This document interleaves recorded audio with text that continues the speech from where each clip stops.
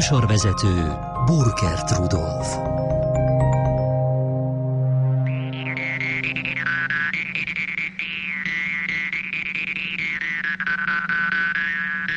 Van egy olyan hangszer, ami ugyan az egész világon elterjedt, de mélyen megismerni és megszólaltatni csak keveseknek jut osztály részéül.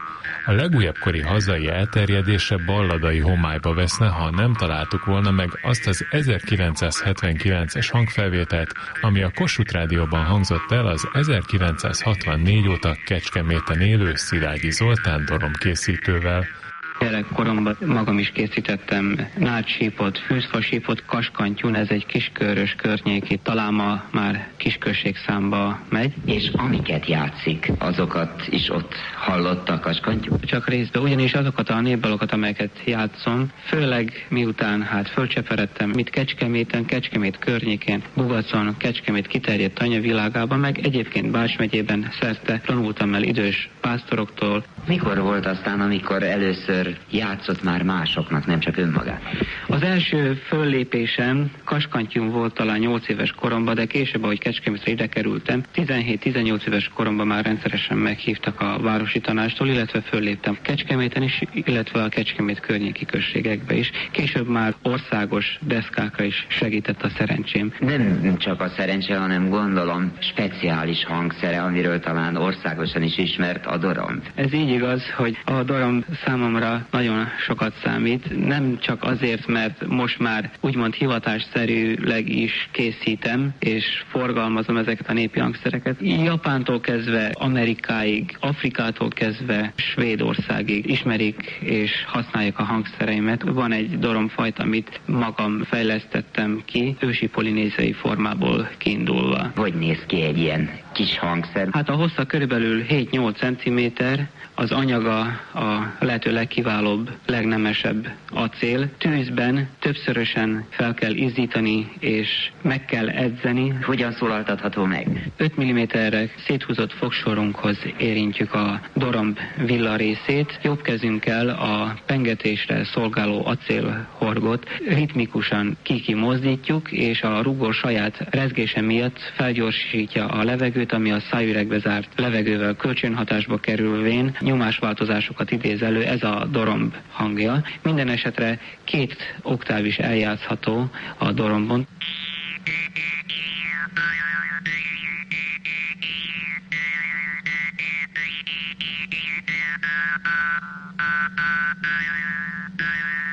Kecskeméten vagyunk, a Szilágyi család doromkészítő műhelyében. Jó napot kívánok! Valószínűleg mindannyian ismerjük ezt a pengetéssel és fúvással megszólaltatott egyszerű hangszert, de mi most az egésznek a kezdeteire vagyunk kíváncsi, hogy készül, és ebből ágazik majd el a mi beszélgetésünk Szilágyi Áronnal, aki maga is dorombjátékos, és egyébként emellett a Leskovszky hangszergyűjtemény vezetője.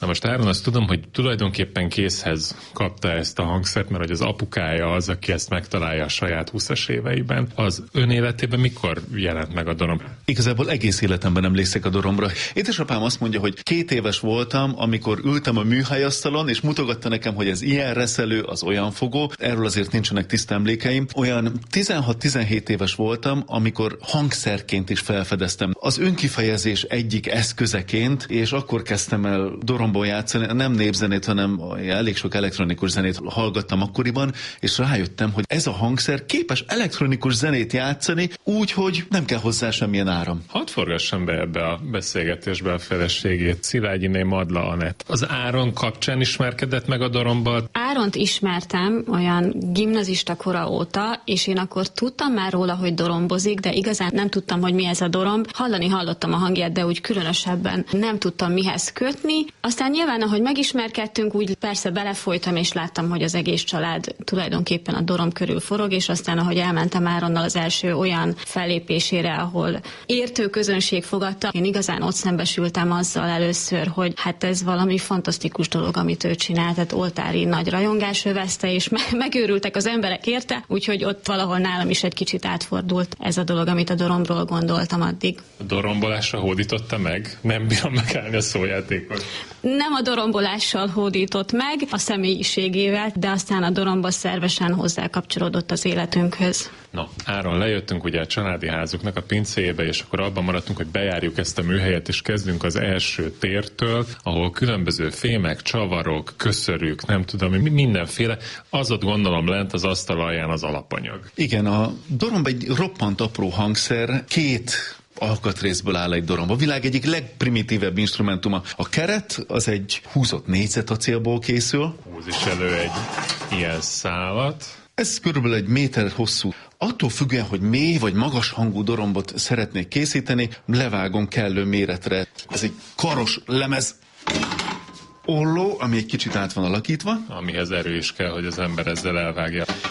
Így van, ez egyébként szénacél, és ezt a munkadarabot utána meg kell hajlítani. Na most a kezében maradt egy ilyen 20 centi hosszú darab, akkor átmegyünk a következő térbe. Itt egy óriási padra szerelt fogót képzeljenek el 2 fogószárral, Áron beigazít, elkezdi maga felé húzni. Igen, ezek mind egyedileg tervezett kézi szerszámok. És megvan a dorombnak az alapformája. Igen, ezeket a szerszámokat még édesapám tervezte valamikor a 80-as évek elején, hogy pontos és szép formájú hangszereket lehessen elkészíteni. Nagyon sokféle doromb készül, amikhez különböző sablonok vannak itt a falon. És attól függően, hogy milyen a doromb formája, milyen anyagot használunk a kerethez vagy a rugóhoz, ahhoz képest lesz más a hangja, magas vagy mély hangja, rövid vagy hosszú lecsengésű. És itt a közepén ki kell alakítanunk egy kis rést. Megyünk egy másik géphez. Szintén egy ilyen személyre szólóan kialakított eszköz. Így van. Ó, de jó, forog is rádióbarát, nagyon jó. És akkor berakja, forog itt egy tárcsa, és vágott bele egy ilyen nyelvet oda középre, egy rést. Így van. Lényegében véve 2 alkatrészből 1 már készen is van, de a másik, amit majd pengetni fog, a dorombnak a rugója. Nagyon sokféle rugóanyagot használunk. Megint egy vágóeszköz. És nagyon szeretem ezt a hangot. Aha, szinte lehet hallani, ahogy a fémkristályok elválnak egymástól, és az élettelen fémdarabok nagyon hamar életre fognak kelni. Na, akkor ez magyarázza ezt a munkaruhát, ami azt mondja, hogy dorombok, ébredjetek életre. Igen, számomra egy nagyon kedves kötény, amit a szüleimtől kaptam akkor, amikor elkezdtem én is doromkészítéssel foglalkozni, és lehet, hogy ebben nem volt szándékosság részükről, de én úgy gondolom, hogy ezzel adták áldásukat arra, hogy a mesterséget továbbadja édesapám egy ilyen köténnyel, ami engem védelmez, az ő oltalmazó gondolataik is velem vannak. Az apukáját többször meg fogjuk idézni archív felvételekről, mert hogy amikor mi rögzítjük ezt a beszélgetést, akkor ő nem tud jelen lenni, mert hogy beteg. Róla azt lehet tudni, hogy ő ezt teljesen autodidakta módon kezdi. Mi a jobb, mert így van összehasonlítási alapja, amikor valaki teljesen a nulláról indul, és önmaga találja ki ez az apukája, vagy amikor beleszületik, és megvan az adott tudás. Én áldottnak és szerencsésnek érzem magam, hogy egy olyan családba születtem, ahol fiatal koromban engedték a kreativitásomat szárnyalni, viszont amikor hozzá akartam nyúlni a családi hagyományhoz, akkor abban is támogatóak voltak. Nem kellett az első 15-20 évemet kísérletezéssel tölteni. Az alaptechnológia, az, hogy mitől szól jól, hogy mi a szellemisége ennek a hangszernek, hogy mitől különleges, már nem kellett nekem kitalálni. Pengetésnél tartunk. Most jön a legérdekesebb része a doromkészítésnek, hiszen a 2 különálló acélból egy kézi présgép összenyomja a 2-t, összegyógyítja. Ebben a pillanatban megszületett a hangszer. A 2 anyag egyé vált. Nem tudom, hogy mennyire hallatszódik, de így még mindig nem igazán hangszer, hiszen a doromb az olyan instrumentum, ami csak akkor szólal meg, hogyha az emberrel egyé válik. Lényegében véve a hangszer egyik alkatrésze maga a szájüreg. Ezt a részt, amit kilóg itt a keretből, azt egy fogóval meghajlítjuk, lecsippentjük, mert egészen doromb alakja van, és valamennyire megszólal, de hogyha az ember szájához hozzáközelítjük, igen, mint ahogy ezt most meg is teszi, beilleszti. Meg is szól a hangszer. Utána egy pici kis hangolást kell, lánggal. Át kell melegíteni, a lángot. Hangszereink elsősorban profi zenészeknek készülnek. Fontos, hogy milyen az alaphangja, hogy harmonikusan szóljon a többi hangszerrel együtt. Hát ez ilyen A és B közötti, de most levisszük A-ra. Egy pici súlyt kell ráhelyezni, Hát de most pont súlyt veszít azzal, hogy dörzsödik. Ja, hogy forraszt hozzá. Egy pici súlyt rá kell helyezni. Aha. Cín. Most már ilyen A körüli, mondjuk egy picit elveszünk belőle. Igazából itt 100 grammokról van szó. Mert hogy ez, amit az előbb ráolvasztott, ezt most megreszelte, és akkor és magasabb lett. Így van. Még egy picit, hogy nem pont A volt a hangszer hangja.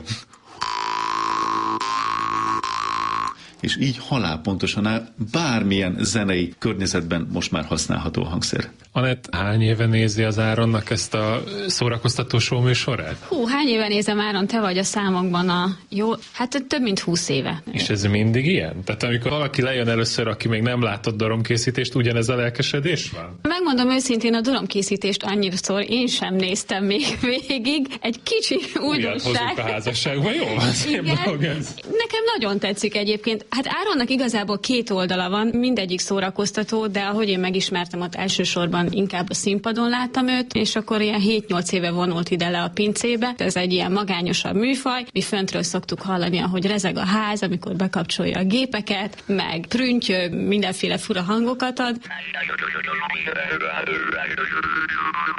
Szilágyi Áron interjút készített az édesapjával, így megosztva mindannyiunkkal azt a tudást, ami egy kicsit érthetőbbé teszi a világukat. A 32 percből nekünk ez a 2 perc fért bele a mai műsorba. A rendszerváltás szakítás is volt, meg kihívás is. Minden ember a saját életében tudhatta meg, hogy a 89-91-es években a rendszerváltás kihívás vagy szakítás. Az én életemben, mivel egy olyan klasszikus dologgal foglalkoztam, mint a zene és a hangszerek, ez a politikai változás igazából nem jelentett irányvonalváltoztatást vagy változást az én életemben, vagy nagyképűen mondva az én eladói stratégiámban. Mert tudtam azt, míg 2 ember marad a földön, az egyik a zenét szeretni fogja. És tudtam azt, hogy a zene összekapcsol bennünket a Teremtővel. És tudtam, hogy ez olyan erős kapocs, olyan erős hatalom, amit világi puskák, kardok, telefonok nem tudnak legyőzni. A rendszerváltás után megnyíltak a határok a fejekben, az államhatárokon, a szívekben. A dorombjaim messzire jutottak el, és jöttek emberek Amerikából, Ázsiából, Ausztráliából, a világ különféle országaiból megismerkedni velem. Közöttük Anton Bruhin, a kiváló doromművész, és igazából az ő művészeti igényei, ami a dorombot illeti, hatottak rám, de legalább olyan erővel hatottak az én belső hangjaim, amik engem újabb és újabb típusok megalkotására vezényeltek. Először a kérdés spirituális szinten jelentkezik, amikor a fejedbe megszólal egy dorombhang, ami előtt a korábban készítettől vagy a hallottól, és akkor ez a hang benned gyökeret ereszt, nem hagy nyugodni, és elkezdesz kísérletezni. Egy új típus kifejlesztése iparkodó hozzáállás mellett 8-10 év, mire a típus kihozza azt a fajta egyéniségét, amit te eredetileg hallottál, megálmodtál, vagy beleéreztél.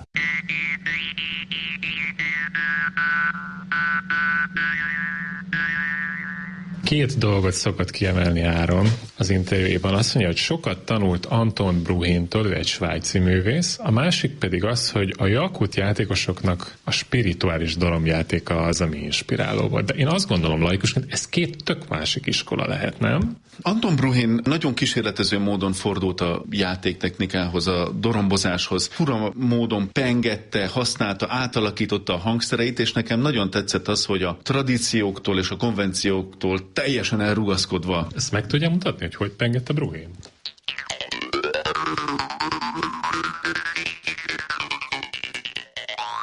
Jakutföldön, Észak-Kelet-Szibériáról beszélünk egyébként. Ott a doromb, ez a fő hangszerük. De nem olyan értelemben használják ezt az instrumentumot, mint ahogy mi európai zenei környezetben gondolkodunk erről, hogy népdalokat játszanak rajta, hanem inkább a szellemvilággal való kapcsolatteremtéshez, olyan lelki állapot eléréséhez, ami nyitottabbá teszi az embert új gondolatokra. Ez azt is eredményezi, hogy nagyon monoton, nagyon meditatív módon szólaltatják meg a dorombot, és valamiért engem ez is nagyon megfogott. Ilyen spirituálisabb vonal lehetne, szóval szól.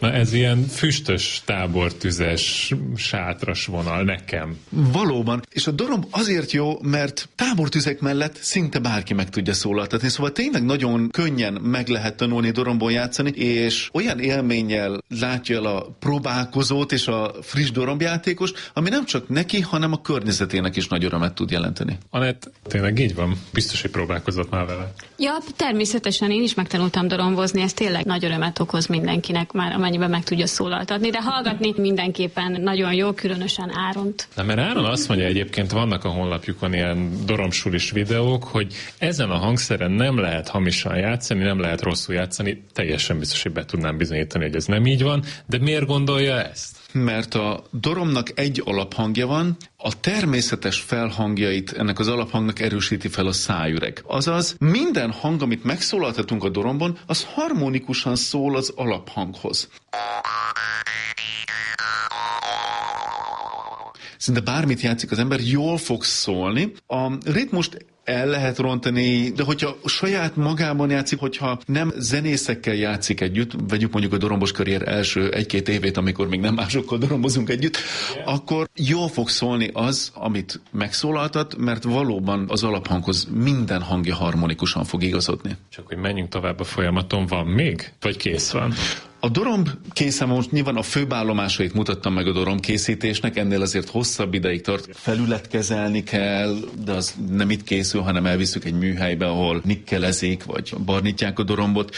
Tehát még szépen be kell, hogy csomagoljuk. Az is itt zajlik? Az a műhelynek egy másik részében zajlik. Akkor tovább, mert ugye ideig 2 térben voltunk, most átmegyünk egy harmadikon. Ez a tiszta része a műhelynek, ahol egyébként a falon látható egy olyan kép, ami az egyes rajzai azoknak a doromtípusoknak, amiket édesapám tervezett. Így ha valamiért elakadnék a doromkészítés folyamatában, akkor idejövök, megnézem, hogy milyen méretek vannak, pontosan milyen paraméterek alapján kell elkészíteni. Van ilyen tanuló doromb, és abból lehet tovább fejlődni? Igen, vannak kezdőknek való dorombok, vannak olyanok, amik kifejezetten színpadra szánt dorombok, vannak olyanok, amiknek fura, érdekes hangja van, azaz inkább kísérleti zenéhez szántak. Van itt olyanja, ami kísérleti zenéhez van?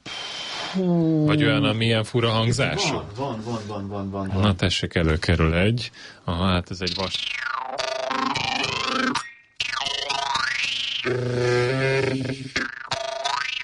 Nem kifejezetten népzenei hangzás. Ez ilyen sci-fi filmekbe való. Tehát ez a Szárnyas fejvadászba szerintem elmegy. Egyébként Hollywoodból rendeltek tőlünk dorombot, úgyhogy könnyen elképzelhető, hogy a Szárnyas fejvadászban is megszólaltak a dorombjaink. Egésznek az elnevezését próbáljuk meg megfejteni nyelvészetileg, mert ugye az angol ugye a Jews harp, tehát a zsidóknak a hárfája, ebből lett valahogy doromb, de hogyan? A doromb az egy szláv eredetű kifejezés, környező országokban dromboly, drumla, drimba, nem az angol százból lett ez lefordítva. A doromb az a hangszer, aminek 1000 neve van a világ különböző részein. Fons Max, egy holland kultúrantropológus, ki is gyűjtötte ezt az 1000 nevet, és nagyon vicces nevei vannak a hangszernek. Például?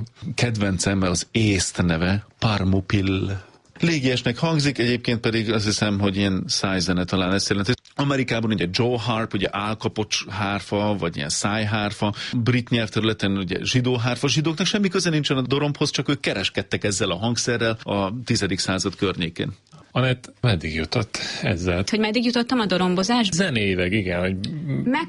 Megtanultam dorombozni, sokat jártam Áronnal vásárokba, úgyhogy meg kellett, hogy tanuljak dorombozni. Szerintem ahhoz képest jól megy, hogy amatőrnek számítok, de azért ezt meghagynám Áronnak, illetve a család egyéb tagjainak. Áron, azt tudom, hogy 2007-ben megalapította az Eurokult Nemzetközi Kulturális Egyesületet, aminek az egyik célkitűzése a doromb hagyományoknak az ápolása. Milyen doromb hagyományok vannak? Magyar népzenében csak a moldvai csángóknál számít autentikusnak egyébként a doromb. Az összes többi népzenei dialektusba az a tálcázmozgalom környékén került be. De szerencsére nem csak magyar népzenében számít autentikusnak ez a hangszer, hanem a világ számos pontján, és nagyon jó megmutatni a világ különböző doromb kultúráit. Ezért dorombfesztiválokat szervezünk minden évben, december 30-án a Global Vibes Dorombfesztivál szervezzük, ahova Norvégiától, Szibérián át Franciaországig jönnek a zenészek, és néha egyébként a közönség is. Anett, amikor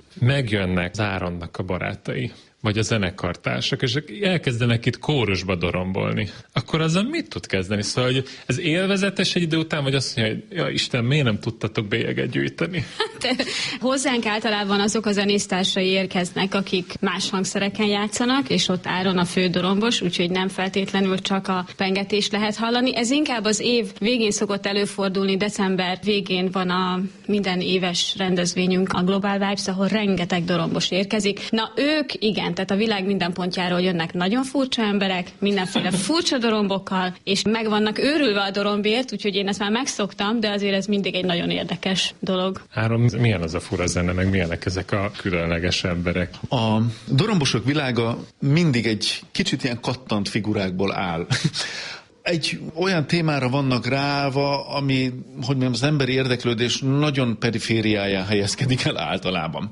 Érdekes dorombokon játszanak nagyon lelkes zenét, többen közülük jók is. A hangszerek, amiket hoznak magukkal, azok készültek bambuszból, rézből, acélból, halcsontból, és nagyon izgalmas az, hogy a különböző kultúrákban hogy állnak a dorombjátékhoz.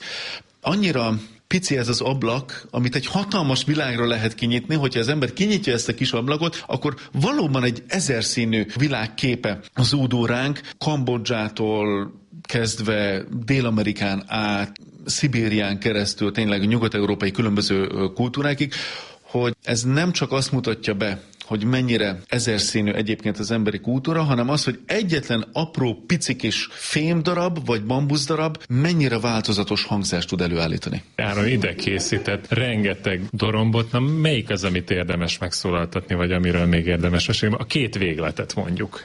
Vannak nagyon-nagyon apró dorombok. Hát ez mondjuk jelent egy 3-5 centit. Igen.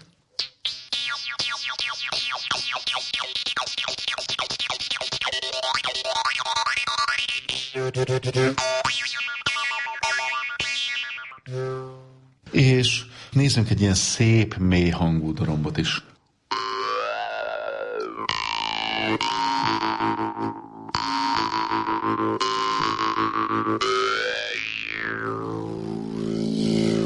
Kedves hallgatóink, Kecskeméten a Szilágyi család doromkészítő műhelyében jártunk ma, ahol a felvételt Dancs Zoltán készítette, a hangutómunkát Schwarz Nóra végezte, a gyártásvezetőnk Vancsok György. Ezt az adást 60 napig meghallgathatják a mediaclick.hu oldalon.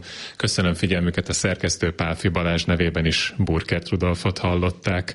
Ha tehetik, kérem, hallgassák továbbra is a Kossuth Rádiót, a hírek után a vendég a Háznál című műsorunk következik. Ön a Kossuth Rádió műsorát hallgatja. 11:30-kor jó napot kívánok a hírszerkesztő Fehérvári Petra nevében is. A mikrofonnál Beslin Bettina.